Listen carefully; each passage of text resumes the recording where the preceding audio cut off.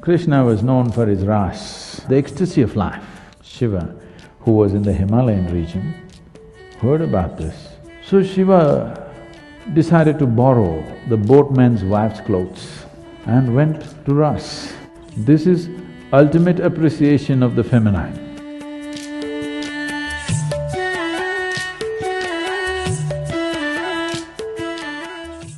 Today is a special day.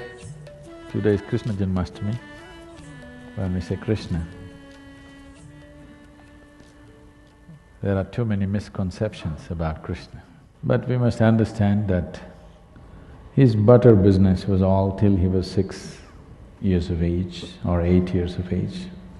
At the age of 16, when his guru Sandipani made him realize what is the purpose of his life, first of all he left Vrindavan, never again came back. Never again came back to see any of his relatives or the girls or boys of his area. That was the end of it. At 16, he left. When he was leaving, today if we say Krishna, we say Radhe Krishna. Radhe comes ahead of Krishna. Because their love, their intimacy, their romance caught the imagination of a whole culture in the entire subcontinent in such a way that we don't say Krishna Radhe, we say Radhe Krishna. But at the age of 16, he saw her for the last time and never again saw her. And at the age of 16, when he was leaving, he said, "I played this flute for you. Now I'm going and not coming back. So, as an offering to you, for the love that you are, I'm going to give this flute to you and never again play the flute again," and he never again played the flute. From then on it was Radha who played the flute. He never played flute after 16. From 16 to 21, he lived as a brahmachari. He took sannyas, lived as a brahmachari, went through severe sadhana. After that, his entire life was committed to marry political life, political process and the spiritual process. These things are never spoken of. In the northern plains of India, he set up over 1,000 ashrams because he wanted spiritual process not to be a separate thing. He wanted spiritual process to be a part of life. As we live, as we brush our teeth in the morning, we meditate. He wanted to bring spiritual process not as a fringe thing, but as a mainstream life, particularly to the rulers of the country, of those many countries that India was at that time. So he lived an absolutely dedicated and committed life. But generally people think all he did was eat butter, play flute and dance with the girls. No, that's not what his life was. But that was also an important aspect. There's a very beautiful story. Today being Krishna Janmashtami, I think I should tell you this story. Krishna was known for his Raas. The word Raas literally means juice. The biggest problem with most people in their life is they don't have juice, they have hormones. They don't have life juices in them. There's no life, there's no intensity of life.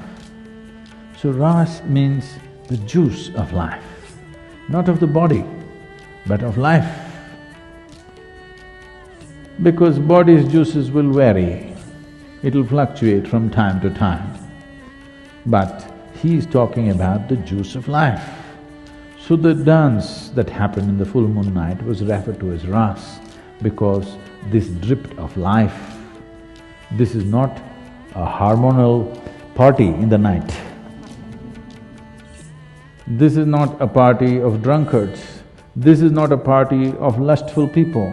This is a party of people who are dripping with life, the ecstasy of life. So this was referred to as the Raas. The repetition of this Raas spread. people who participated or who witnessed, they spoke about it and it started spreading. Shiva, who was in the Himalayan region, heard about this, that something fantastic is happening on the banks of Yamuna. So he wants to see, because he is not the Raas kind, he is Tandav. He closes his eyes, he doesn't know who is around him.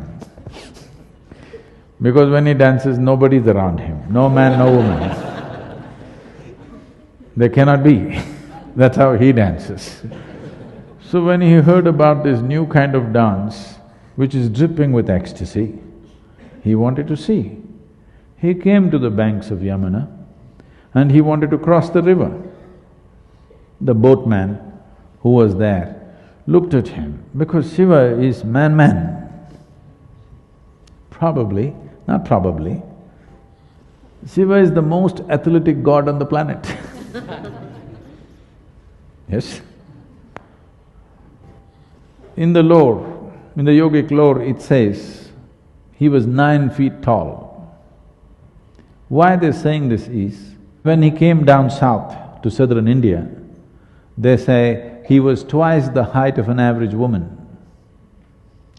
So they were generally, in southern India at that time, women were somewhere between 4.5 to 5 feet. So it is assumed he is somewhere between 8.5 to 9 feet tall. So he is a man, all man, the man. So the boatman looked at him and said, "You are too much of a man. You can't go to Raas like this. There is only one Purusha, one man. Krishna is the only man. This kind of man cannot go there." Shiva looked and said, "What am I supposed to do?" He said, "At least dress up as a woman and go." He was, "What? Me dressing up as a woman and going?" He said, "Otherwise there's no Raas for you." Then he said, "Where do I get women's clothes?" Then he said, the boatman said, "I will ask my wife to give her clothes to you. You wear and go. You must participate in the Raas appropriately, as a feminine, not as masculine." So Shiva decided to borrow the boatman's wife's clothes, which she was wearing. I mean, it's a poor family. Then he looked, it is not even spare clothes. He is asking him to wear clothes that she is wearing right now. There's a beautiful painting in some places which are the Madhubani kind of thing, where a woman's hand has come out of the door and Shiva is receiving like this and went to Raas. This story is in appreciation of Krishna, where if you want to experience this, you must know the feminine, otherwise you will not know Raas. This is ultimate appreciation of the feminine, understand? This is a most fabulous appreciation of the feminine, not female, feminine. Because in this culture, we always saw that unless masculine and feminine play an equal role, there will be no beauty to life. Today we are building a world where feminine is being massacred. Even if a woman wants to be successful, she has to be like a man, otherwise there is no way she will succeed in today's world. Feminine is being massacred. See, it's already happening. You go sit anywhere in the world, no more are people in normal conversations, are people even discussing weather as they used to do in the past. The only thing every idiot on the planet talks about today is economy. Yes?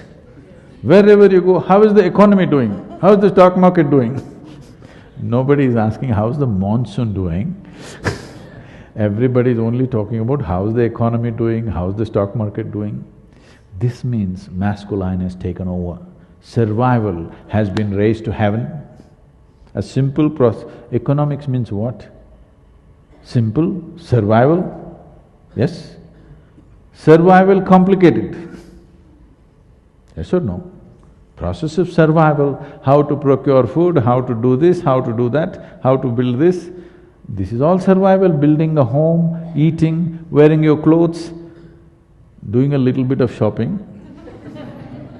is survival, isn't it? Now survival is the only thing we are talking about because feminine is largely banished. At least in your homes you must keep it. Out in the society is largely gone. Masculine is everything. So today is Krishna Janmashtami. Here, he is making a point saying that if the feminine is not on in a society, there is no real life. We are not talking about men and women, we are not talking about male and female, we are talking about two fundamental qualities called masculine and feminine. So Krishna's life is about celebrating the feminine because masculine will anyway manifest, that is the nature of the masculine. But feminine has to be nurtured, otherwise it will go away. Anyway the rocks will be there, but flowers won't be there. You have to nurture them, isn't it? Yes? In the land, rocks will be anyway there, nothing will happen. Whatever kind of weather, whatever the temperature, rocks will be there. Flowers have to be nurtured. If you don't nurture them, there will be no flowers left. With rocks we can build. What can you do with flowers? Nothing. It is just that life doesn't happen just because of utility.